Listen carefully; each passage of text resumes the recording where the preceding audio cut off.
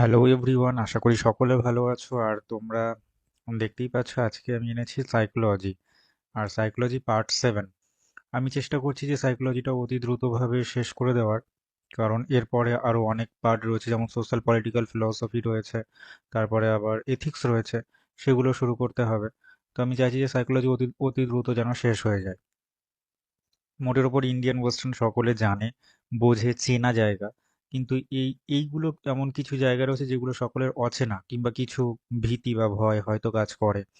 তো আমি চেষ্টা করছি যে এটা অতি দ্রুত শেষ করে দেওয়ার, এবং এখানে যা যা পার্ট আছে এবং ইম্পর্টেন্ট পার্টগুলো সেগুলো ক্লিয়ার করে দেওয়ার। যেমন আজকে আমি বেশ কিছু ইম্পর্টেন্ট পার্ট আমি এনেছি। তো তোমাদেরকে আরো একবার স্বাগত জানাই ইউর ফিলসফিতে, যেটা ফ্রি অনলাইন লার্নিং প্ল্যাটফর্ম। আর হচ্ছে এটাই একমাত্র ওয়েস্ট বেঙ্গলের চ্যানেল যেখানে সম্পূর্ণ সিলেবাস কমপ্লিট করানো হচ্ছে নিখরচায় বা বিনা পয়সায়, যাকে বলা যেতে পারে। আজকে আমরা যে পার্টগুলো পড়বো না, সে তার মধ্যে প্রথম পার্ট হচ্ছে সহজাত ধারণা, এবং দ্বিতীয় পার্ট হচ্ছে লার্নিং এর কিছু পার্ট আমরা পড়বো, এবং নেক্সট ডেতে লার্নিংটা পুরোটা শেষ করে দেবো আমি আশা রাখছি। তো আমি মানে কথা বলে সময় অতিবাহিত না করে বরং শুরু করে দেওয়াটাই বুদ্ধিমানের কাজ। তো চলো শুরু করে দেওয়া যাক। আজকে যে পার্টটা সেটা হচ্ছে সহজাত ধারণা, যাকে বলা হয় অনেক সময় ইনেট আইডিয়াও বলা হয়। তো এই সহজাত ধারণা আসলে কি? উম, মোটের ওপর সকলে হয়তো জানে বা বোঝে, কিন্তু আমি আহ যেভাবে একটু আলোচনা করছি সেটা আশা রাখি যে তোমরা বুঝতে পারবে। যেমন সহজাত ধারণাকে কিন্তু আমরা জন্মগত ধারণাও বলতে পারি। কেন জন্মগত? কারণ হচ্ছে এই ধারণাকে শেখানোর প্রয়োজন পড়ে না। মানে অন্য কেউ হাতে কলমে ধরে তোমাকে শিখিয়ে দিচ্ছে, এই রকমটা একদমই নয়, শেখানোর প্রয়োজনই পড়ে না। যেমন ধরে নেওয়া যাক যে হচ্ছে মৌমাছিকে কেউ কিন্তু শিখিয়ে দেয়নি যে সে কিভাবে তার মৌচাকটাকে বানাবে, কিংবা পাখিকে কেউ কিন্তু ধরে বেঁধে শিখিয়ে দেয়নি যে তুমি তোমার বাসাটাকে ঠিক এইভাবে বানাও। সিমিলারলি দেখবে যে হচ্ছে গরুর বাছুর জন্মানোর পর মুহূর্তে কিন্তু সে কিন্তু মাতৃদুগ্ধ পান করতে শুরু করে দেয়। তাকে কিন্তু কেউ বলে দেয়নি যে এইভাবে তাকে মাতৃদুগ্ধ পান করতে হবে। তারপরে তার খিদা বা খিদে হয়তো নিবৃত্তি হবে, কেউ কিন্তু বলে দেয়নি। এই যে না বলে দেওয়া একটা বিষয় যেটা সবাই আগে থেকে জানে, এই বিষয়টাই হচ্ছে সহজাত প্রবৃত্তি, এই বিষয়টাই হচ্ছে সহজাত ধারণা।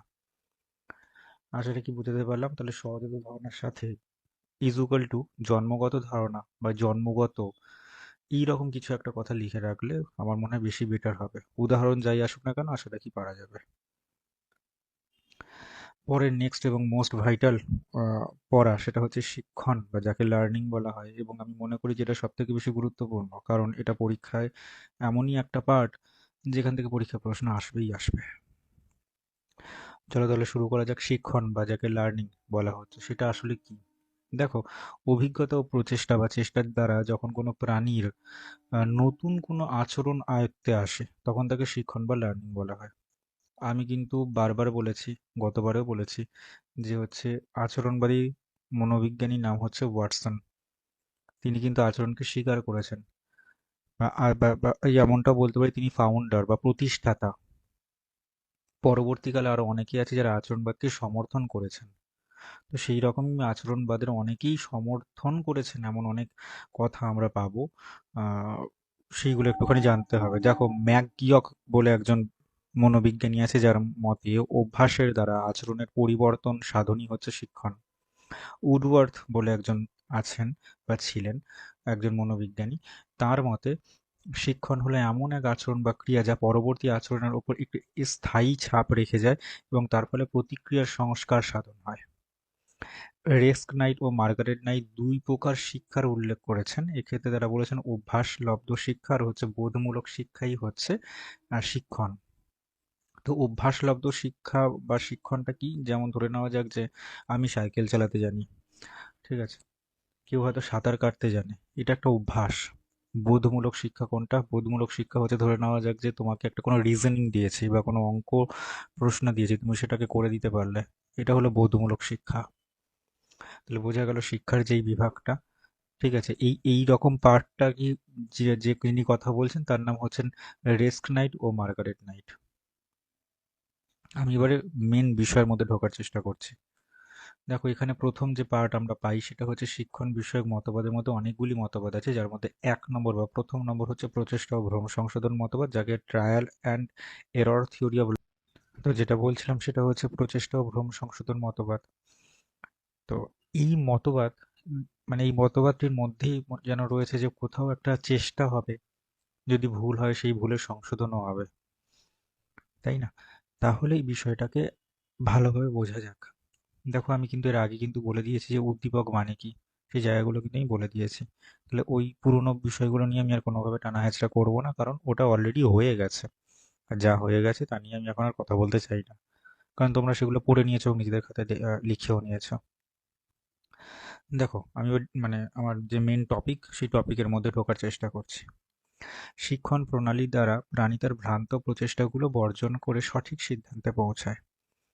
থর্নডাইক ও হাল, HULL, হাল এই মতের প্রধান প্রবক্তা।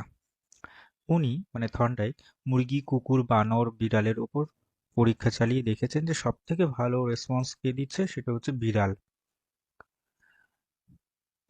আমি না তোমাদেরকে শেখাবো, এই পুরো পার্টগুলো যখন হয়ে যাবে একটা ট্রিক্স শেখাবো আমি, এই পুরো পার্টটা হয়ে যাক, বা হয় তুমি নেক্সট দিনকে আমি হয়তো বলে দেবো একটা একটা খুব সুন্দর টিপস বলে দেবো এই পুরো পার্টগুলো মনে রাখবার জন্য। আচ্ছা, তিনি প্রথমে একটা ক্ষুধার্ত বিড়ালকে খাঁচায় রেখে বাইরে তার খাবার দিয়ে দিয়েছিলেন। বিড়ালটি তার খাবার পাওয়ার উদ্দেশ্যে খাঁচার ভেতরে ঘুরতে ঘুরতে প্রথমে ভুল করে খাঁচা খোলার লিভারে চাপ দিয়ে ফেলে এবং সে বেরিয়ে এসে নিজের খাবার খেয়ে নিয়েছিল। এভাবে প্রতিদিনই যখন ওই বিড়ালটিকে ওই একই অবস্থায় খাঁচার মধ্যে রাখা হয়, তখন সে ধীরে ধীরে দেখা যায় বিড়ালটি বাইরে বেরিয়ে আসার সময় কমতে থাকে। অর্থাৎ সে শিখে গেছে কিভাবে বাইরে বেরিয়ে নিজের খাবার খেতে হয়। এভাবেই থর্নডাইক সিদ্ধান্ত নেন যে প্রাণীদের শিক্ষণ হলো অন্ধ ও যান্ত্রিক। আচ্ছা, কখনো খেয়াল করে দেখবে যে এই যে আমরা অনেকগুলো মনোবৈজ্ঞানিক দের নাম পাবো যারা প্রাণীদের ওপর, ঠিক আছে, বা বলবো মনুষ্যতর প্রাণীদের ওপর পরীক্ষা করেছিলেন।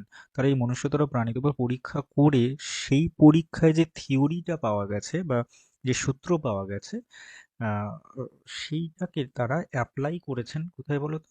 তারা অ্যাপ্লাই করেছেন কিন্তু আহ, স্কুলে পড়ুয়া যে সকল শিশু রয়েছে বা ছোট ছোট বাচ্চারা রয়েছে তাদের ওপর, যে তাদের ওপরও কি অ্যাপ্লাই করা যায় এই রকম যদি কোনো থিওরি হয়। সেটা হচ্ছে প্রচেষ্টা এবং ভ্রম সংশোধন বা ভুল সংশোধনের একটা মতবাদ, এই মতবাদের কথা বলা হচ্ছে। দেখো, থর্নডাইক প্রাণীদের শিক্ষণ প্রণালীকে 3টি সূত্র বা বৈশিষ্ট্যের মধ্যে ফেলেছেন। তা হলো: 1 নম্বর কার্যফল সূত্র বা ল অফ এফেক্ট, যেটা বলা হচ্ছে উদ্দীপক ও প্রতিক্রিয়ার মধ্যে যেটা সন্তোষজনক বা সুখজনক সেটিই দৃঢ়তর হয়, আর যেটি তার বিপরীত সেটি ক্রমশ দুর্বলতর হয়। এই সূত্রটির অপর নাম হচ্ছে পুরস্কার ও শাস্তি সম্বন্ধীয় নীতি। ব্যাপারটিকে একটুখানি বলে দেওয়া যাক, যে ধরে নেওয়া যাক, উম, একটা উদাহরণ দিই তাহলে বরং বেশি পরিমাণে ভালো হবে। আম, ওই যে বিড়ালটি ছিল, ঠিক আছে, ওই যে বিড়ালটি ছিল, বিড়ালটি তো ওই খাঁচার মধ্যে ঢুকে তো সে লম্পঝম্প শুরু করে দিয়েছে। কিন্তু একটা সময়ে সে কি করছে, যে লিভারটিকে চাপ দেওয়ার পরে সে খাবারটি খেতে পারছে। মানে থর্নডাইক দেখছে যে বিড়ালটা এই যে লাফালাফি লম্পঝম্প সবই করছে, করার পরে কিন্তু সে তার খাবারটি কিন্তু খেয়ে নিতে পারছে। এই যে ব্যাপারটা, এটা হচ্ছে যে তার কার্যফল সূত্র, অর্থাৎ সে কিন্তু মানে ওই ওই ওই ওই ওই বিড়ালটি সে কিন্তু আহ, মানে তার ওই আচরণের দ্বারা সে কিন্তু অভ্যাস হয়ে গেছে এবার তার, ঠিক আছে, এবং এই অভ্যাসের দ্বারা সে কিন্তু একটা সে শিক্ষা পেয়ে গেছে যে সে যদি এই কাজটা করে তাহলে এই ফলটা পাবে। সে যদি লিভারটিতে চাপ দেয় তাহলে সে কিন্তু খাবারটা পাবে, সে বিড়ালের খাবার যাই হোক না কেন, হতে পারে কুচো মাছ, হতে পারে দুধও হতে পারে, কারণ বিড়াল তো দুধ খেতে ভালোবাসে। যাই হোক না কেন, তার বিড়ালের যে খাবারটি আছে সেই বিড়ালটি তাই খাবে, মানে সে যদি এই কাজটি করে তাহলে অমুক ফলটি পাবে। এই যে একটা বিষয়, মানে রিলেটেড হয়ে গেছে, এইটা কিন্তু এই উদাহরণটা কিন্তু দেওয়া যায় কার্যফল সূত্রের ক্ষেত্রে। নেক্সট তাহলে যাই। 2 নম্বর হচ্ছে অনুশীলন সূত্র বা ল অফ এক্সারসাইজ।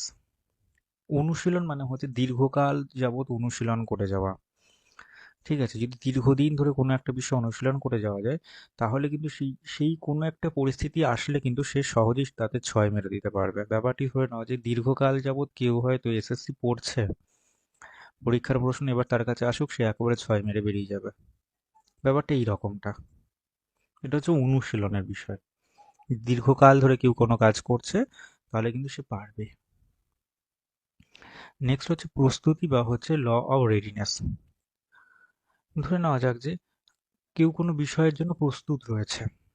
ঠিক আছে, সে যদি সেই বিষয়টা পায় তাহলে সে সন্তুষ্ট হবে, আর যদি সে বিষয়টা না পায় তাহলে সে অসন্তুষ্ট হবে।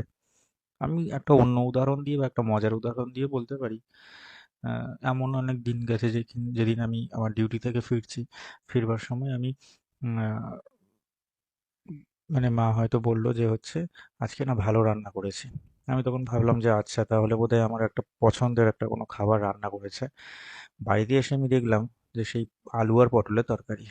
এমনটা হয়েছে আমার সাথে, এই ভুক্তভোগী আমি। তো যাই হোক, এই ভালো রান্নাটা হচ্ছে আলু ও পটলের তরকারি। ব্যাপারটা ওরকম, আমি ভীষণভাবে প্রস্তুত ছিলাম যে একটা ভালো কিছু খাবার পাবো, আমার পছন্দের খাবার, কিন্তু বাড়িতে এসে পেলাম কি না, আলু পটলের তরকারি। তার মানে কি, আমি আমি অতৃপ্ত হলাম।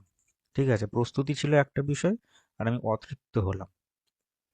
দেখো, থন্ডাইক এক্ষেত্রে প্রস্তুতি বলতে দেহের অর্থাৎ নার্ভ তন্ত্রের প্রস্তুতিকে বলেছে। মানে আমার ভেতরকার যে নার্ভগুলো ছিল সেটা হয়তো ভালো খাবারটা খাওয়ার জন্য ইচ্ছে জেগেছিল তার, মানে আমার আমার ভেতরে ভেতরে সেই বিষয়টা। আশা রাখি তোমরা বুঝতে পারলে, এবং যে কটা পার্ট আমি বললাম এই পার্টগুলো কিন্তু পরীক্ষার জন্য গুরুত্বপূর্ণ।